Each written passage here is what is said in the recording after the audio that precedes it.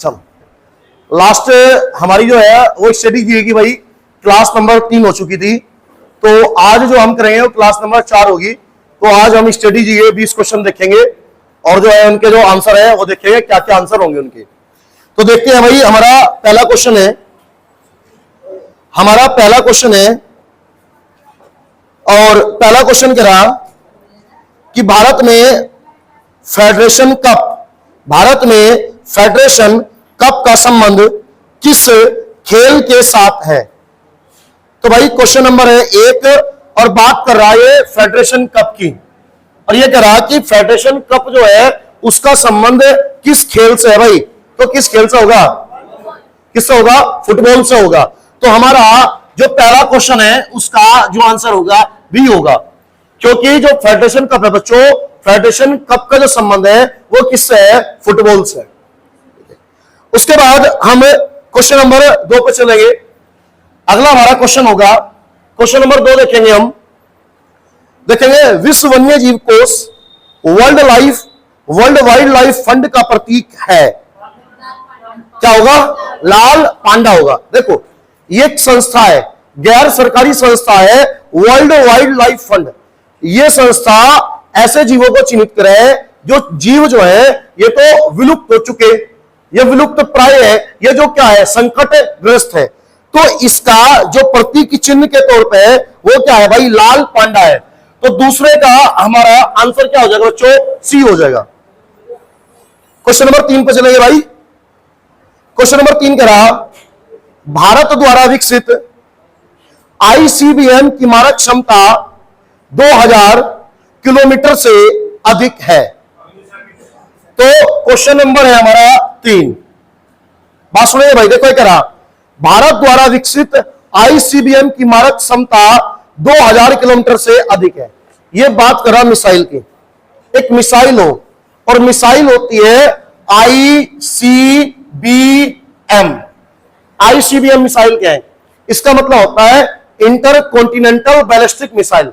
Intercontinental ballistic missile मैं अगर यहां लिखूं इंटरकॉन्टिनेंटल बैलिस्टिक मिसाइल,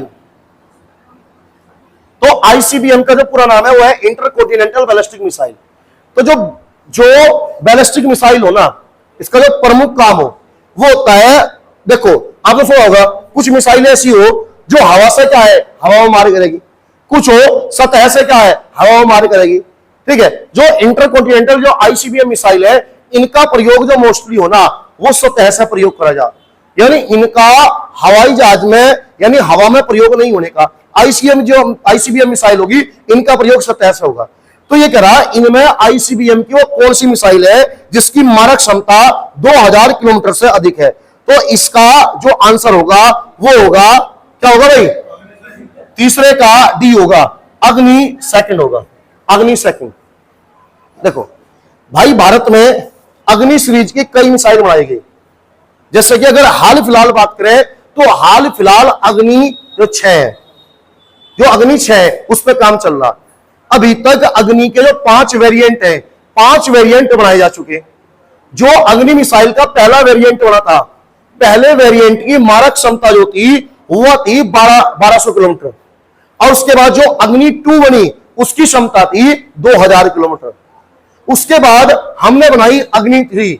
अग्नि 3 की मारक क्षमता थी 2500 किलोमीटर, और अग्नि 4 की मारक क्षमता थी 4000 किलोमीटर। जो अग्नि 5 है, अग्नि 5 की जो मारक क्षमता है वह है 5500 किलोमीटर, और अभी जो अग्नि 6 है अभी उसमें टाइम लगेगा, उसकी मारक क्षमता हम 9000 से 12000 किलोमीटर मान के चल रहे कि उसकी मारक क्षमता इतनी होगी। ठीक है, तो इसका भाई क्वेश्चन नंबर 3 का जो आंसर हो जाएगा वो हो जाएगा हमारा डी। उसके बाद भाई आगे क्वेश्चन देखेंगे। नेक्स्ट हमारा जो क्वेश्चन होगा वो होगा क्वेश्चन नंबर 4। पढ़ते हैं क्वेश्चन नंबर 4। देखिए भाई पढ़िए, यह कह रहा विश्व में गोरैया की घटती संख्या के प्रति लोगों का ध्यान आकर्षित करने के उद्देश्य से डैश डैश को विश्व गोरैया दिवस मनाया जाता है। 22 मार्च विश्व गोरैया दिवस। पहला ऑप्शन है, देखो इसका ऑप्शन देख लो पहले एक बार। पहला ऑप्शन है 20 मार्च, उसके बाद दूसरा जो ऑप्शन है वो है 22 मार्च, तीसरा जो ऑप्शन है वो है 24 मार्च, और चौथा जो ऑप्शन है वो है 26 मार्च। तो भाई इसका सही आंसर होगा 20 मार्च। तो चौथे का जो आंसर है वो है ए, चौथे का आंसर है। अरे गांव में आपने पहले गोरैया देखी होगी, छोटी ही चिड़िया पाई जाती, ठीक है, अब वो क्या है, विलुप्त होगी चिड़िया, धीरे धीरे विलुप्त होने लग रही। तो उसी के संबंध में लोगों को जागरूक करने के लिए विश्व गोरैया दिवस मनाया गया, और विश्व गोरैया दिवस मनाया गया 20 मार्च को। तो चौथे का जो आंसर होगा वो ए होगा। भाई क्वेश्चन नंबर 5 पे चलेंगे।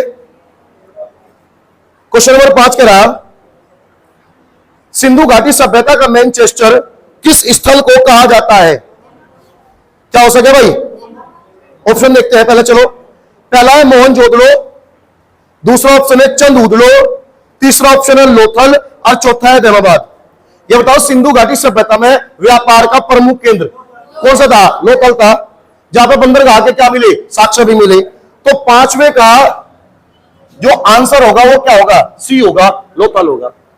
अच्छा ये बताओ, जो सिंधु घाटी सभ्यता है इसमें क्वेश्चन नंबर 5 में पहला ऑप्शन है मोहनजोदड़ो।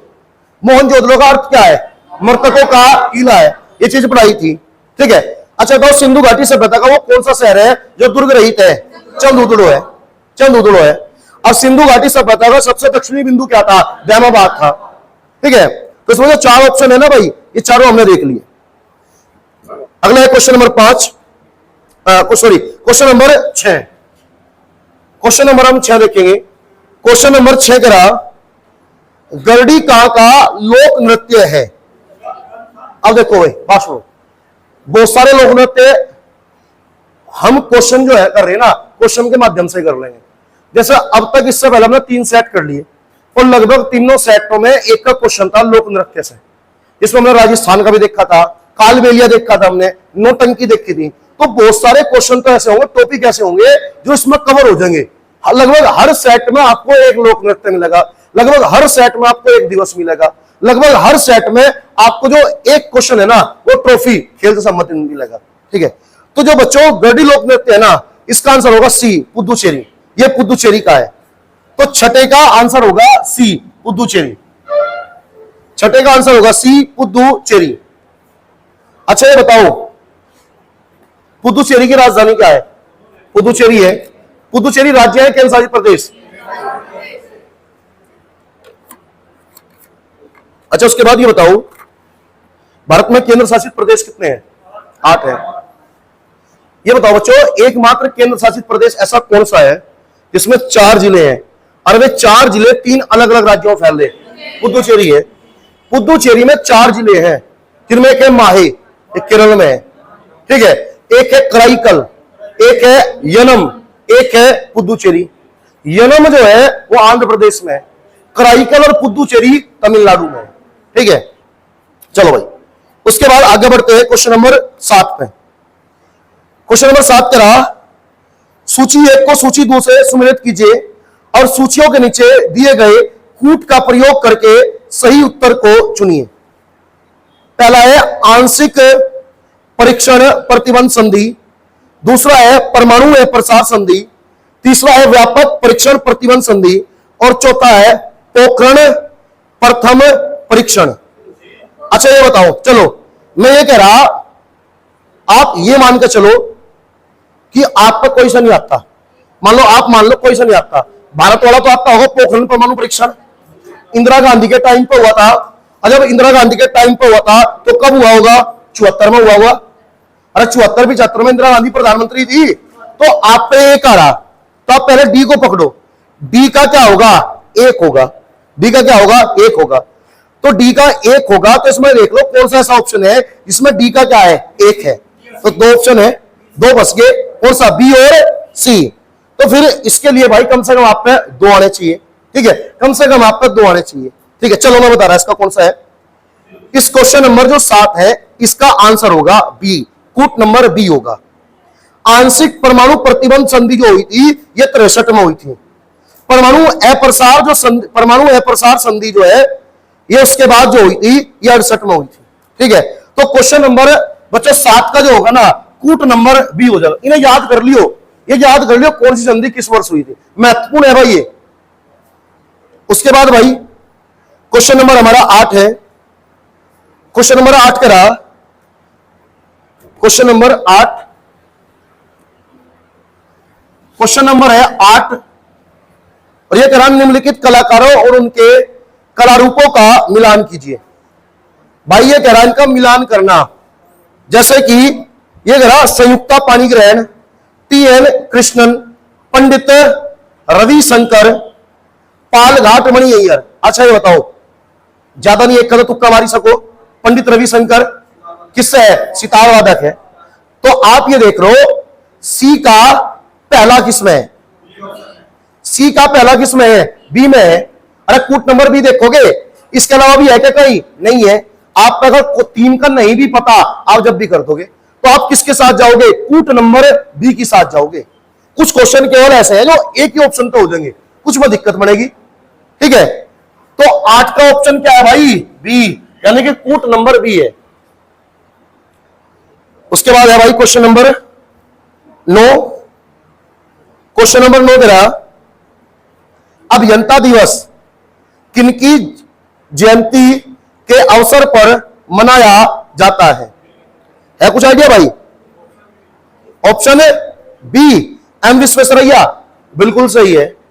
एम विश्वेश्वरैया एक इंजीनियर था और इसी के जन्मदिन के उपलक्ष्य में 15 सितंबर को हर साल अभियंता दिवस यानी कि इंजीनियरिंग डे मनाया जा। तो क्वेश्चन नंबर 9 का होगा बी, क्वेश्चन नंबर 9 का है बी। उसके बाद अगले क्वेश्चन पर चलेंगे। क्वेश्चन नंबर है 10, क्वेश्चन नंबर है बच्चों 10। क्वेश्चन नंबर 10 कह रहा, अंतरराष्ट्रीय ओलंपिक समिति में सदस्य नियुक्त होने वाले प्रथम भारतीय कौन थे। दोराब जी टाटा, बिल्कुल सही, जो टाटा फैमिली से थे, दोराब जी टाटा। तो 10वें का होगा बी, क्वेश्चन नंबर 10 का है बी। उसके बाद क्वेश्चन नंबर हम 11 पर चलेंगे और बच्चों क्वेश्चन नंबर 11 को देखेंगे। पढ़ो भाई, सैंटियागो राजधानी किसकी है, हो सके बच्चों कुछ आइडिया लगाओगे। अच्छा एक बात बताओ, अच्छा फिजी की राजधानी पिछले साइड में पड़ी थी, फिजी की राजधानी सूबा थी क्या, चिली कह रहा क्या, अमीरज कह रहा क्या, अच्छा ठीक है। फिजी की राजधानी क्या है, सूबा पड़ी थी, ठीक है। इथियोपिया की राजधानी अदीस अबाबा है, जिक्र भी कर ले कई बार। एक संगठन है अफ्रीकन यूनियन, अफ्रीकन यूनियन का मुख्यालय अदीस अबाबा में ही है। तो फिजी की राजधानी है सूबा, इथियोपिया की है अदीस अबाबा, अर्मेनिया की क्या है, अच्छा अजरबैजान देश है, अर्मेनिया की राजधानी है येरेवान। तो सैंटियागो किसकी है, चिली की है। अच्छा ये बताओ विश्व में वो कौन सा देश है जिसका समुद्री तट सबसे लंबा है, चिली है। अरे चिली पढ़ाया था दक्षिण अमेरिका महाद्वीप में, तट सबसे लंबा है चिली का। चिली जो है ना, ये ऐसा मान के चलो दक्षिण अमेरिका महाद्वीप मान लिया हमने, ये चिली बिल्कुल ऐसा फैल रहा तट में, तो सबसे लंबा तट है चिली का, ठीक है। मिरज टाइप मान लो, ठीक है, हाँ नाम भी मिरज ही है, ठीक है। तो 11 का क्या है भाई, ऑप्शन नंबर क्या है, अरे बता दो, सी है डी है, डी, ऑप्शन नंबर डी हो जाएगा। अब चलेंगे क्वेश्चन नंबर 12 पे। भाई अब नहीं पता कौन सी है, ठीक है। क्वेश्चन नंबर 12 देखेंगे, बात सुनो। क्वेश्चन नंबर 12 कह रहा, क्वेश्चन नंबर 12 कह रहा भाई ये परमाणविक ऊर्जा विभाग निम्नलिखित में से किसके प्रशासन के अधीन है। बात सुनो समझा दूं मैं आपको। भारत में परमाणु हथियार है, अरे है नहीं है तो कह रहा है जो परमाणु हथियार बने, तो ये परमाणु हथियार का जो विभाग है, कार्यालय विभाग है, ये किसके अधीन होगा, किसका होगा, विज्ञान प्रौद्योगिकी नहीं, इसका आंसर होगा ए, प्रधानमंत्री कार्यालय, प्रधानमंत्री कार्यालय। अरे सुना कभी भारत में कोई परमाणु ऊर्जा मंत्री, परमाणु मंत्री कौन है, कोई भी नहीं है। याद रखियो, बात सुनो, जितने विभाग हैं हर विभाग के हमने क्या बना दिए, मंत्री बना दिए। और मान लो कोई विभाग ऐसा है जिसका क्या नहीं है, मंत्री नहीं है, तो विभाग किसके पास होगा, प्रधानमंत्री के पास होगा। तो भारत में जो परमाणु विभाग है वो प्रधानमंत्री के अधीन है। तो 12 का जो आंसर होगा बच्चों, 12 का हो जाएगा ए, प्रधानमंत्री कार्यालय, पीएमओ कहते हैं इसे। चलो भाई, इसके बाद क्वेश्चन नंबर 13 पर चलते हैं। ये कह रहा, रूस द्वारा भारत को अकुला द्वितीय श्रेणी की नेरपा परमाणु पनडुब्बी है भाई, ये परमाणु पनडुब्बी सौंप दी गई है, इसका भारतीय नाम क्या रखा गया है? क्या होगा भाई? सी। क्वेश्चन नंबर 13 का होगा सी, आईएनएस चक्र। भाई पनडुब्बी है, तो रूस में इसका नाम था अकुला। जब हमें दिया गया तो हमने नाम क्या कर दिया? आईएनएस चक्र। अच्छा बताओ, जो आईएनएस वर्ड है इसका मतलब क्या है? इंडियन नेवल शिप, बिल्कुल सही। पाकिस्तान है, पाकिस्तान की पीएनएस जितनी पनडुब्बी जो भी होगा ना, उन्हें क्या लिखा हुआ होगा? PNS, Pakistan naval ship. तो भारत में जितने हो गए आईएनएस, आईएनएस चक्र है, आईएनएस विराट है, जो भी है सब क्या गया? आईएनएस वर्ड का यूज होगा। ठीक है, चलो भाई क्वेश्चन नंबर 14 पे चलेंगे। क्वेश्चन नंबर जो हमारा 14 है, ये करा, कंबोडिया का नाम पेने है शहर किस नदी के किनारे है? क्या भाई? ऑप्शन बी, मेकांग नदी, बिल्कुल सही। क्वेश्चन नंबर 14, क्वेश्चन नंबर 14 का क्या है? डी होगा, मेकांग नदी। बस मुझे इतना बता दो, इसमें जो ऑप्शन नंबर ए है ना, ए, इरावती नदी, इरावती कौन से देश में है? पढ़ाई थी, पढ़ा रखी इरावती नदी, बताओ। म्यांमार में है। ऑप्शन नंबर बी, साल्वीन नदी किस देश में है? साल्वीन नदी बताओ, पढ़ा रखी है भी।